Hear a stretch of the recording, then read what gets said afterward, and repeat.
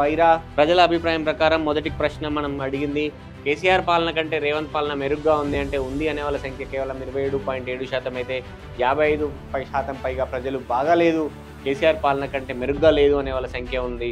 So 16% పైన ప్రజలు ఇప్పుడే చెప్పలేమనేది చెప్తా ఉన్నారు. సో ఓవరాల్గా గత 10 ఏళ్ల పాలన వర్సెస్ ఇప్పుడున్నటువంటి 2 ఏళ్ల పాలన చూస్తున్నాం. అయితే ఇప్పుడే కదా వచ్చింది అనే వాళ్ళ సంఖ్య ఉన్నప్పటికీ కూడా ఓవరాల్గా రిజల్ట్స్ మాత్రం ఇది.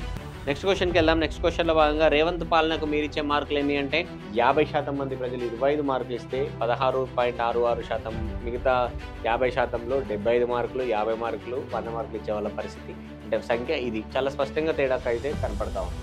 నెక్స్ట్ క్వశ్చన్కి వెళ్దాం.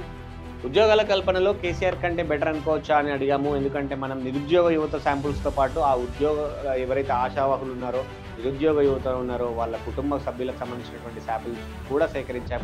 ఆ శాంపుల్స్ని విశ్లేషిస్తే వచ్చినటువంటి సమాధానం 44.44% ప్రజలు అవును రేవంత్ సర్కార్ బెటర్ అనుకోవచ్చు ఈ 2 ఏళ్లలో కేసీఆర్తో కంపేర్ చేస్తే అంటే.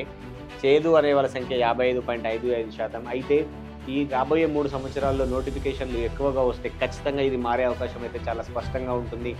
రేవంత్ సర్కార్కి సంబంధించి, రేవంత్ రెడ్డి సీఎం సంబంధించి, కాంగ్రెస్ పరిపాలనకు సంబంధించి ముఖ్యంగా నిరుద్యోగ యువత అసంతృప్తిగా ఉన్నారు అనేది చాలా స్పష్టంగా కనపడుతూ ఉంది నోటిఫికేషన్ల విషయంలో. అది వ్యతిరేకత మారక ముందే మేల్కోవాలనే వాళ్ళ అనలిస్టులు అయితే చెప్తా ఉన్న పరిస్థితి కూడా ఉంది.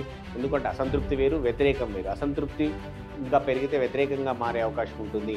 అది గతంలో కేసీఆర్ పట్ల జరిగింది, అది జరగకూడదు మళ్ళీ కాంగ్రెస్ పట్ల అంటే నోటిఫికేషన్ల విషయంలో జాగ్రత్తగా ఉండాలి. నోటిఫికేషన్ల రిలీజ్ అనేది వెంటనే మొదలు పెట్టాలి. జాబ్ క్యాలెండర్ ఏదైతే హామీ ఇచ్చారో కాంగ్రెస్ పార్టీ ఆ జాబ్ క్యాలెండర్ను పెట్టడంతో పాటు దాన్ని పాటించాలి. జాబ్లో విషయంలో, నోటిఫికేషన్ల విషయంలో అనుమతులు అంటే జాబ్లో సంబంధించినటువంటి ఫైనల్గా రిజల్ట్స్ ఇచ్చి వాళ్ళని ఎంపిక చేసే విధానంలో కూడా పాటించాలి అనేది అయితే చాలా స్పష్టంగా ప్రజలకు ముఖ్యంగా నిరుద్యోగ యువత వాళ్ళ కుటుంబ సభ్యుల అభిప్రాయంగా అయితే కనపడతా ఉంది.